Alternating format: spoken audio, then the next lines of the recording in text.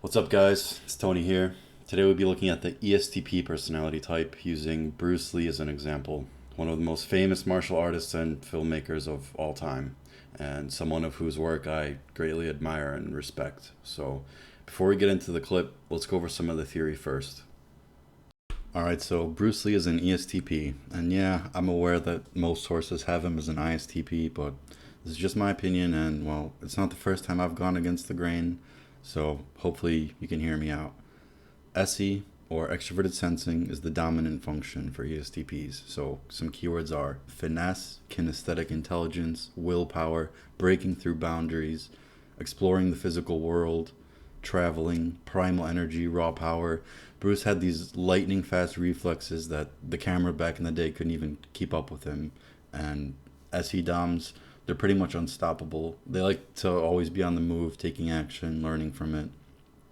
TI, in the second, inductive logic, breaking things down, deconstruction. He took a lot of knowledge from Chinese martial arts and broke it down with his own understanding. So he even got into a lot of conflict with authority figures about this. TE in the sixth, deductive logic, instructing others, construction, understanding systems, and even building his own system of martial arts called Jeet Kune Do, and he even had his own school in California of which he taught others.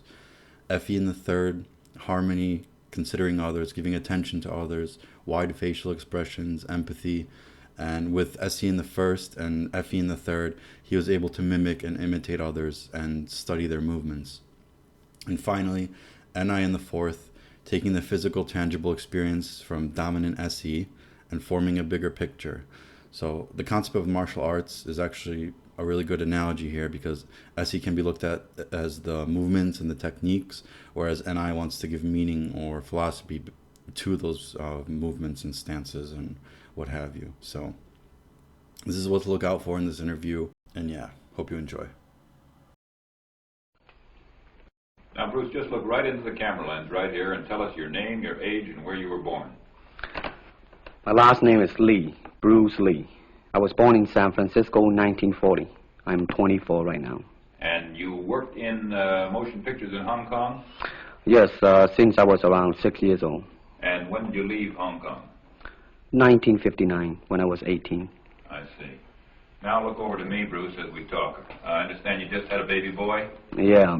And you've lost a little sleep over it, have you? 3 nights.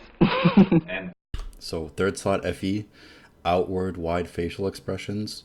And one of the things I've noticed about second slot TI, so ESTPs, ENTPs, sometimes they tend to squint their eyes when TI is looking for the exact word or phrase. So try to pay attention to those two things for this interview. And tell the crew what time they shoot the pictures in Hong Kong. Well, it's mostly in the morning because it's kind of noisy in Hong Kong, around 3 million people there. And so every time when they have picture, it's mostly, say, around 12 a.m. to 5 a.m. in the morning. I see. They'd love that there. And you went to college in the United States? Yes, And what did you study? philosophy. For those that don't know, it's documented that Bruce was a voracious reader and had a collection of over 2,000 books in his home, most of which were about philosophy and spirituality. And to me, that's like he was such a developed human being that he had already mastered the things that his dominant function represents, SE, that he was already delving into NI, metaphysics, theory, concepts. But I'll touch on this later in the video. See. Now, you told me earlier today that karate and jiu-jitsu are not the most powerful of the best forms of oriental fighting. What is the most powerful of the best form? Well, it's bad to say the best, but in my opinion, I think Kung Fu is pretty good. Would you tell us a little bit about Kung Fu? Well, Kung Fu is originated in China. It is the ancestor of karate and jiu-jitsu. It's more of a complete system and it's more fluid. By that I mean it's more flowing. There is continuity in movement instead of one movement, two movement, and then stop. Would you look right into the camera lens and explain the principle of the glass of water as it applies to... This is kind of hard for me to explain because it's something that needs to be felt in person. But SE DOMs, they have this very distinct, intense energy in their eyes. Like they can run you over just by looking at you or something. It's just this very, very strong willpower that comes out. Some examples would be Glenn Danzig from the Misfits, or even famous pop star Britney Spears. But yeah, pixels on a screen don't do it much justice. Kung Fu. Well, Kung Fu, the best example would be a glass of water. Why? Because water is the softest substance in the world, but yet it can penetrate the hardest rock or anything, granite, you name it. Water also is insubstantial. By that I mean you cannot grasp hold of it. You cannot punch it and hurt it. So every Kung Fu man is trying to do that, to be soft like water and flexible and adapt itself to the opponent. I see. What's the difference between a Kung Fu punch and a karate punch? Well, a karate punch is like an iron bar, whang. A Kung Fu punch is like an iron chain with an iron ball attached to the end, and it go whang, and it hurt inside. Okay.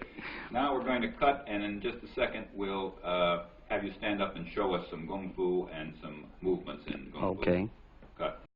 Bruce, first show me the movements in the classical Chinese theater. Classical Chinese Well, theater. you know what we talked about in the office, how they walk and how they start a move. Well, in Chinese opera, they have the warrior and then the scholar. The way the warrior walk will be something like this. Walking this way, straight, come out, bend, straight, and then walk out again. An ordinary scholar would be just like a female, a weakling, 90 pounds in Child Atlas. You'll be just walking, you know, like a girl, real, shoulder up and everything. So by the way they walk, you can immediately tell who they Right, what character they represent. Now, Please don't take that the wrong way. He was not a misogynist. He loved his wife very dearly, and he said that she even gave him purpose, and he dedicated most of what he did for her.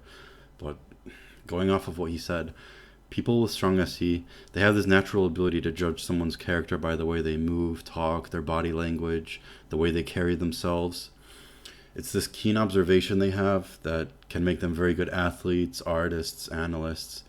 And this concept of the feminine and masculine, it ties in nicely with Chinese philosophy and Taoism, which Bruce studied extensively. You know, the yin, the yang, the belief that there are two distinct energies in human beings, that we all have feminine and masculine qualities. And just like that, we all have introverted and extroverted cognitive functions. And NI, you'll often hear it as looking at the ability to judge two sides of the coin. So just some food for thought. some Kung Fu movements. Well, it is hard to show it alone, but I will try to do my best. All right, maybe one of the fellows will walk in. You want to walk Yeah, in? it would be... Go ahead. Go ahead. Go ahead. Come on, lady. Okay. There you go. Although accidents do happen, but, you know, there are various kind of strike. It depends on where you hit and what weapon you will be using. To the eyes, you would use fingers. Don't worry. To the eyes. Or straight at the face, from the waist, everything on. Hold it just a minute. Let's move this gentleman around this way so you're doing it more into the camera. Okay, swell. And then there is band arm strike, using the waist again into a back fist. And let's have the assistant director back up just a ways. Okay, go ahead. Continue. And then, of course, Kung Fu is very sneaky. You know, the Chinese, they always hit low. From high, go back to the groin. Don't worry. So that's first slot SE, expressing himself directly through his body, kinesthetically, taking action through movement, the way he touched him at the end to show assurance, and also third slot FE, showing empathy to the poor old man, and sensing that he's scared or anxious, tapping into his emotions externally, and picking up on the fact that he's experiencing fear, and also to the others behind the camera that are laughing at him. So he's trying to harmonize the situation here. Down the other way with you, Bruce. Oh, okay. Yeah. And Would you want him? yes. Oh, cross These the are camera. just natural reactions. That's Right, right. That All is right. natural. Right into the camera. Cheat into the camera a little bit and show this again. All right. Go ahead. There is the finger jab. There is the punch. There is the back fist and then low. Of course, then they use leg straight at the groin or come up. Or, if I can back up a little bit, they start back from here and then come back. All right. It's kind of worried. He has nothing to worry about. Now, No. once Again, same thing. He's feeling what the other is feeling externally. That's why STPs have street smarts, shark sense, whatever you want to call it. It's like David Blaine said, the ability to cold read people. again show us how a good Kung Fu man would very coolly handle it and walk away, rather than get involved in a series of actions. Cut it. Sound. Okay.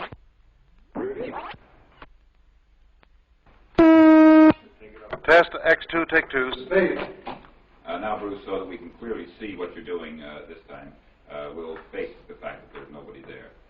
Show me now the difference between Jiu-Jitsu, which is long and involved, and Kung Fu, which is very quick if you have an opponent. All right, for instance, you will read it in a book, in a magazine and everything, that when somebody grab you, you will first do this, and then this, and then thousands of steps before you do a single thing. Of course, these kind of magazine would teach you to be feared by your enemies and admired by your friends and everything. See? But in Kung Fu, it always involves a very fast motion. Like, for instance, a guy grabbing your hand. It's not the idea to do so many steps. Step him right on the instep. He'll let go. So there you have it. Extroverted sensing, the will to act. I put a lot of time and effort into making these videos, so if you enjoyed, be sure to like and subscribe, and as always, thanks for watching.